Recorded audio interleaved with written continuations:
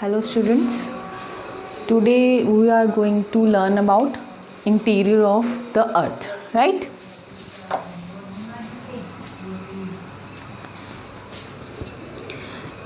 Interior of earth. अब मैं ये स्टार्ट करने से पहले मैं आपको बस अभी इतना बताना चाहूँगी कि बेसिकली 3 लेयर्स हैं हमारी अर्थ में जो साइंटिस्ट ने डिवाइड करी हैं। Core, mental and next crust, right. अभी आप सिर्फ इनको 1 बाय 1 में एक्सप्लेन करूँगी। अभी सिर्फ आप इतना जानो कि 3 लेयर्स हैं। अब ये सब हमें कैसे पता चला, क्या पता चला, ये हम डिस्कस करेंगे। पर हम पहले सोर्स डिस्कस करते हैं कि क्या सोर्स है जिससे हमें पता चला कि हमारी अर्थ इन 3 लेयर्स में डिवाइडेड है। अब आगे आप टर्म सुनोगे किसी लेयर, ये लेयर्स हैं हमारी अर्थ की 3। सियाल, किसी को साइंटिस्ट कह रहे हैं सीमा, तो मीन्स डिफरेंट नेम है। कहीं पर सिलिकॉन ज़्यादा, कहीं पर आयरन ज़्यादा, तो सब भी डिवाइड कर रखा है इन्होंने साइंटिस्ट ने। बट ये सोर्सेज कहाँ से इन्होंने ये पता चला कि इंटीरियर में ये लेयर्स हैं और इस जगह पे ये डिपॉजिट इतना डीप है, इतनी डेप्थ है, इतना हमें गोल्ड फाउंड आउट होता है, या फिर हमें कोई भी जो भी सामान है जो भी यूज़फुल, या कुछ रॉक है, इतना ऐसे रॉक्स पड़े हैं यहाँ पर, ये पड़ा है, ये सब हमें कुछ सोर्सेज से पता चलता है। तो बेसिकली सोर्सेज 2 हैं। एक है डायरेक्ट सोर्स, नेक्स्ट है इनडायरेक्ट सोर्स।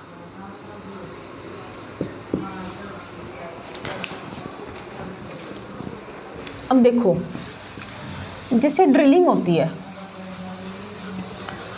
अब कितने माइंस में अब हम ड्रिल करते हैं, जब ड्रिलिंग होती है तो हमें जो वहाँ से रॉक्स फाइंड आउट होती हैं, हमें उस रॉक से, उन रॉक के ज़रिए पता चल सकता है। सरफेस रॉक्स, हमें इन रॉक्स के ज़रिए पता चल सकता है कि इसमें क्या सामान है, कितना डेप्थ है, कितनी हम माइनिंग कर सकते हैं, राइट।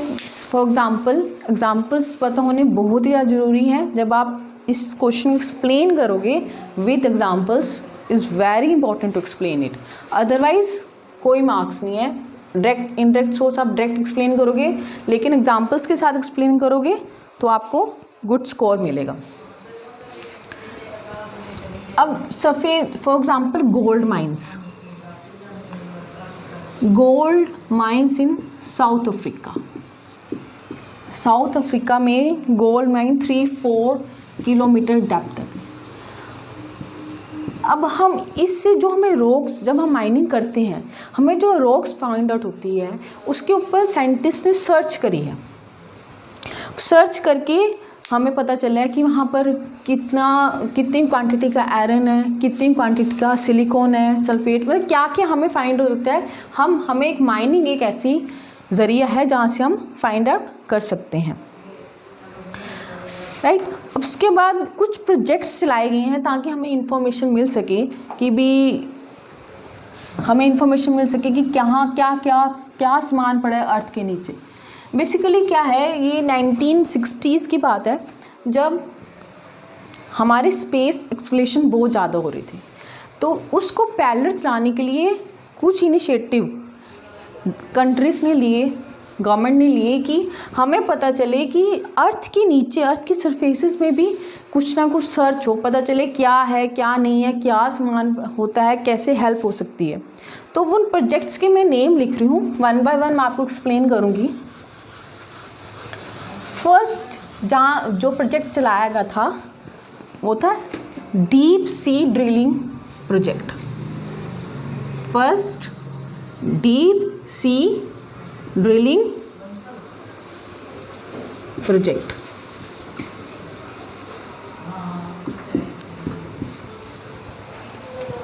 अब ये दो डीप सी ड्रिलिंग प्रोजेक्ट है, ये प्रोजेक्ट चलाया गया था। अब इस प्रोजेक्ट को एक्सप्लेन करने में एक चीज़ जान लो, जो क्रस्ट होती है, जो अपर लेयर होती है, वो दो पार्ट्स में होती है, एक कॉन्टिनेंटल क्रस्ट एंड सेकेंड होती है ओशनिक क्रस्ट।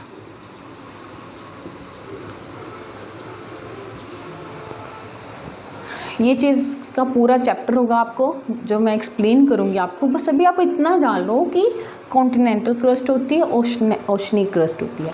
जो ओशनिक क्रस्ट होती है वहाँ वो अभी यंग क्रस्ट है, वो अभी बनी है, तो उस पर ड्रिल करना इज़ वेरीज। ये काफ़ी टाइम पुरानी हो गई है, हार्ड हो गई है, सॉलिड हो गई है, लेकिन जो ओशनिक नीचे क्रस्ट है उसके अंदर ड्रिल करना इज़ वेरी इजी। तो वो ड्रिलिंग इसलिए म्यूएन प्रोजेक्ट कहाँ चलाए जाते हैं, सी के अंदर। अब first project deep sea drilling project, इस प्रोजेक्ट के अंदर। और हाँ, एक एग्जांपल जो बहुत ही इंपॉर्टेंट है, सबसे ज़्यादा जो डीपेस्ट ड्रिल हुई है आज आर्कटिक ओशन में हुई है। कहाँ हुई है, आर्कटिक ओशन में। अगर आपसे क्वेश्चन पूछ लिया जाए कि सबसे डीपेस्ट ड्रिलिंग आज दिन तक कहाँ तक हुई है, किस में हुई है, तो आप बता सकते हो आर्कटिक ओशन में हुई है, और उस जगह का नेम है कोला।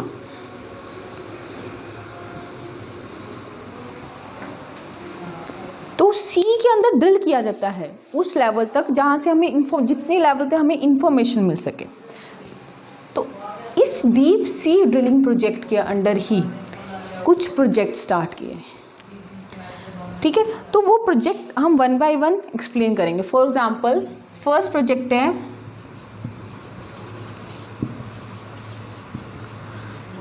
प्रोजेक्ट माहौल।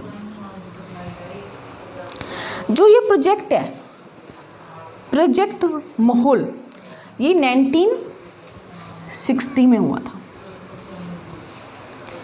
क्या हुआ था 1960 में,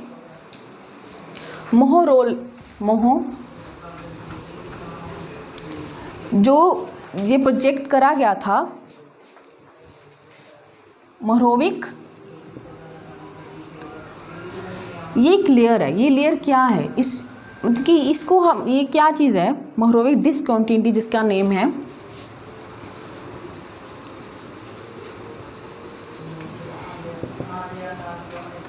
डिफरेंट लेयर्स को जो कनेक्ट करती है। मैंने आपको ये चीज़ बताई थी स्टार्टिंग में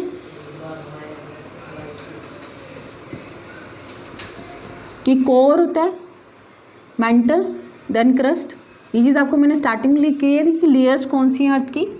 तो जो मोहरोविक डिस्कंटिन्यूटी वो होती है जो कि मेंटल और क्रस्ट के बीच की बाउंड्री होती है। जो मेंटल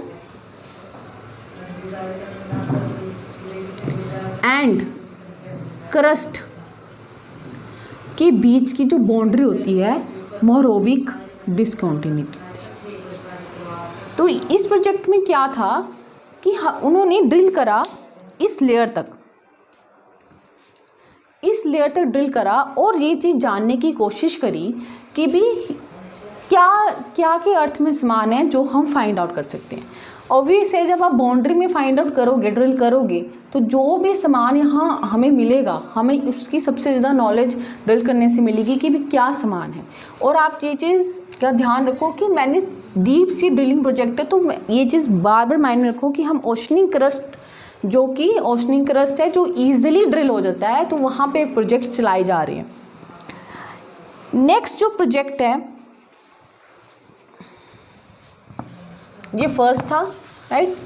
बस आपको सिर्फ समझना है इसमें, जब आपका ऐसे अगर आपको कोई ऑब्जेक्टिव टाइप कॉम्पिटिटिव एग्ज़ाम दे रहे हो आप, तो उसमें सिर्फ आपसे जनरली कोई भी क्वेश्चन की कहाँ तक ड्रिल हो सकता है या फिर कौन सी आज दिन तक डीपेस्ट ड्रिलिंग है, कोई आपको इतना एक्सप्लेन। जब आप कोई भी मेंस एग्ज़ाम दे रहे हो, तो उसमें आप विद एग्जांपल्स एक्सप्लेन कर सकते हो कि क्या चीज़ है, कौन से प्रोजेक्ट्स हैं, ठीक है। नेक्स्ट है डीप सी ड्रिलिंग प्रोजेक्ट हमारा हो गया ना। Integrated ocean, just a second, integrated ocean drilling programme.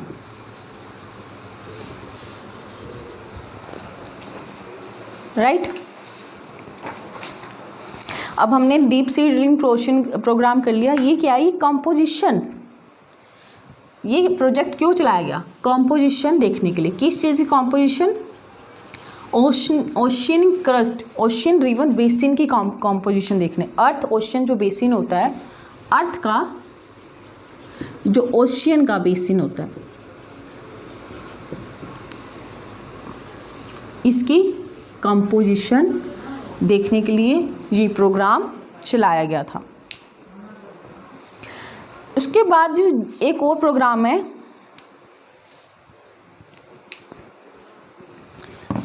वो इंटरनेशनल लेवल पर चलाया, जिसमें इंडिया ने भी पार्टिसिपेट करा था। वो था इंटरनेशनल ओशियन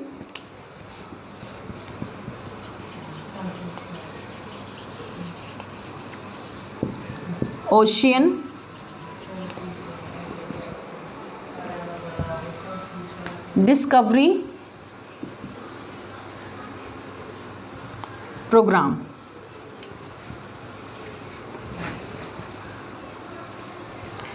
तो इसमें क्या था बेसिकली?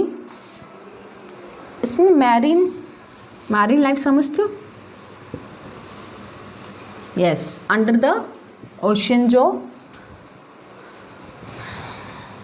हम रिसर्च कर रहे थे। तो वो क्या था कि ये इंटरनेशनल लेवल पे चलाया गया था। काफ़ी सारी कंट्रीज़ ने इसमें पार्टिसिपेट किया था और इंडिया का भी इसमें काफ़ी योगदान था। तो सबसे पहला जो हमारा मेन आया है वो क्या था? Surface rocks. तो सरफेस रॉक जो मैंने आपको एक डायरेक्ट सोर्स बताया है, उसके मैंने डिफरेंट एग्जांपल्स दिए हैं कि क्या क्या प्रोजेक्ट उसके अंडर हुआ है। पहले फर्स्ट तो आपको ये याद रखना है कि सरफेस रॉक एक डायरेक्ट सोर्स है। Right, direct source first is surface rock, जहाँ से हमें इंफॉर्मेशन फाइंड आउट होती है। फिर मैंने आपको एग्जांपल दिया था कि इसके अंदर गोल्ड माइंस का जो साउथ अफ्रीका में पाई जाती हैं 3-4 किलोमीटर्स डेप्थ से। फिर इसके अंडर मैंने आपको कुछ प्रोजेक्ट्स बताए। First deep sea drilling project, इसके बारे में इसकी 1960s में स्टार्ट हुआ था। किस लिए होता है? ओशनिक, मैंने आपको बेसिक ये चीज़ समझा दी है कि क्यों हम सिर्फ सी की पॉइंट ऑफ व्यू से, ओशन के पॉइंट ऑफ व्यू से क्यों हम देख रहे हैं, क्योंकि ओशनिक क्रस्ट यंग है, ईजिली ड्रिल हो जाती है, और हमारी कॉन्टिनेंटल क्रस्ट पुरानी है तो उसको डिफ़िकल्ट होता है ड्रिल करना। सेकंड मैंने आपको प्रोजेक्ट बताया था integrated ocean drilling project. Third मैंने आपको बताया था international ocean discovery programme.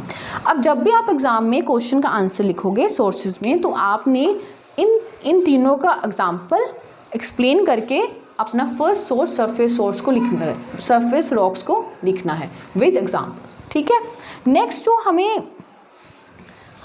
First हो गया हमारा सरफेस रॉक। नेक्स्ट जो डायरेक्ट सोर्स है वो है वोल्केनोस।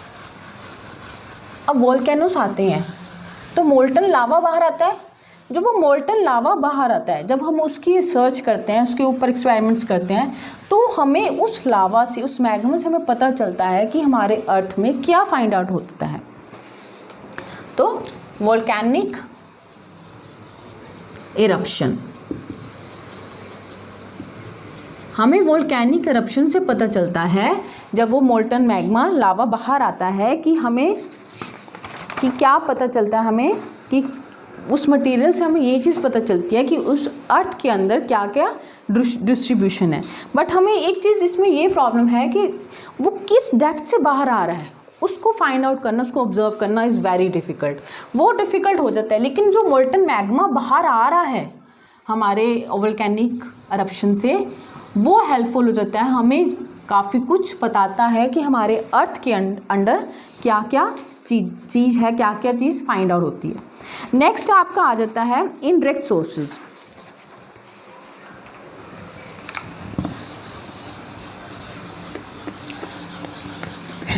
इनडायरेक्ट सोर्सेज, जैसे हमने ये सोर्सेज एक्सप्लेन करे, इनडायरेक्ट सोर्सेज क्या होते हैं? जो based on the non parameters,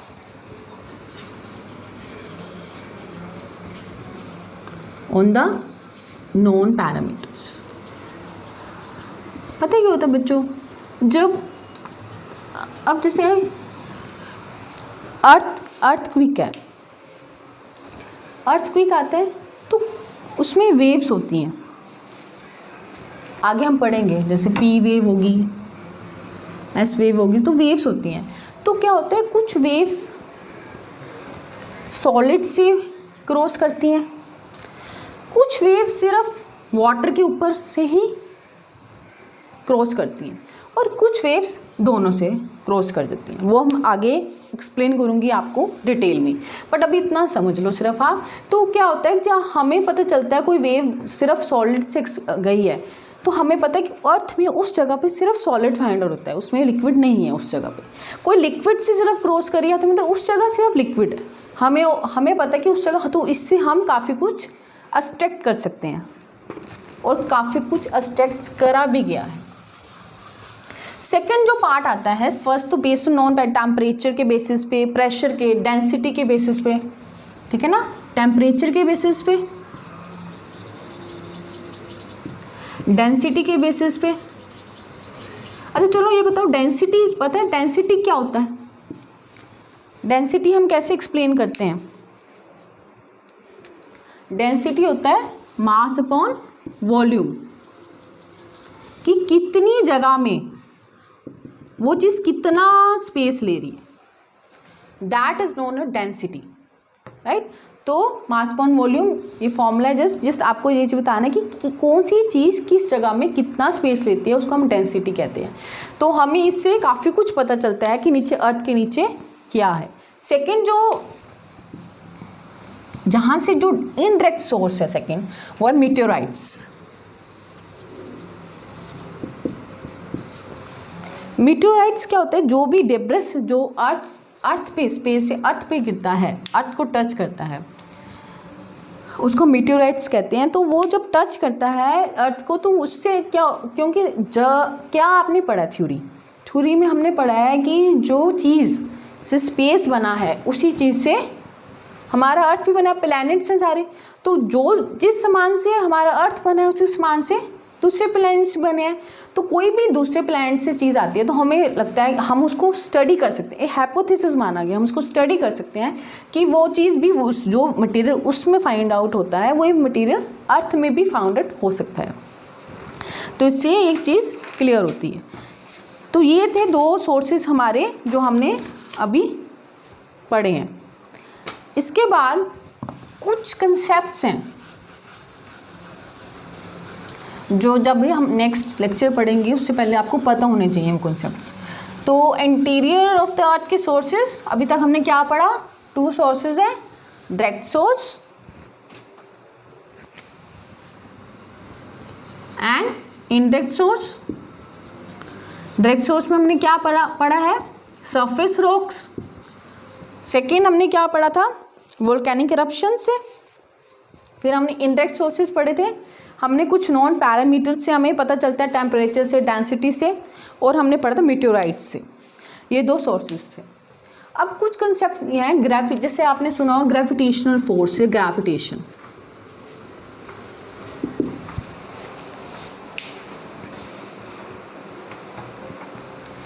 gravitational force कह लो या ग्रेविटेशन क्या होता है? अब मैं खड़ी हूँ अर्थ पे, तो जितना मास, जितना वेट मेरा है, अर्थ उसी ही फोर्स से मेरे को अपनी तरफ खींच रही है, उतना ही वो मास लगा रही है, मेरे को अपनी तरफ खींच रही है। तो वो क्या है उसका? ग्रेविटेशनल पुल है उसका, राइट। उतने ही स्पेस से मेरे को खींच रही है अर्थ, जो जितना मेरा वेट है। तो वो क्या, कौन सी फोर्स आ रही है? वो ग्रेविटेशनल फोर्स। एक टर्म है मैग्नेटिक सर्वे। ये क्या होता है? मैग्नेटिक फील्ड होता है। आपने सुना है हमारी अर्थ में फेरिक मटेरियल बहुत सारा है, आयरन, जिसको हम फेरिक भी कहते हैं। तो वो मैग्नेटिक उसकी क्या प्रॉपर्टी है, मैग्नेट को खींचने वाली। तो वो क्या है, जहाँ जहाँ वो फेरिक अवेलेबल होगा या फिर आयरन अवेलेबल होगा वो मैग्नेट अपने आप को खींचेगी। तो वो चीज़ क्या है, मैग्नेटिक सर्वे के थ्रू होता है। वो चीज़ वहाँ से फाउंड आउट हम करते हैं, वहाँ से हम ऑब्जर्व करते हैं कि कहाँ से मैग्नेटिक फील्ड आ रहा है, क्योंकि कहीं पर ज़्यादा है कहीं पर कम है। ओके, तो नेक्स्ट वन मोर टर्म, हमने ग्रेविटेशन टर्म पढ़ी, हमने मैग्नेटिक सर्वे पढ़ा, अब हम एक और टर्म सिस्मिक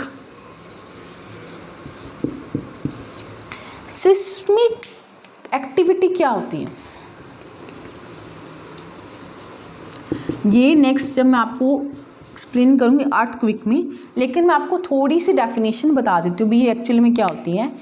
ये अर्थक्वेक की वेव्स को कहा जाता है। जब अर्थक्वेक आता है उसकी जो वेव्स हैं, जैसे मैंने आपको पहले एक्सप्लेन करा कि कुछ वेव्स सॉलिड से पास आउट करती हैं, जहाँ पर वाटर है वहाँ रुक जाती है, वहाँ से पास आउट नहीं करती हैं। कुछ वेव वाटर से पास आउट करती है या ओशन से, सी से पास आउट करती हैं, और कुछ वेव्स दोनों से या गैस से पास आउट करती हैं।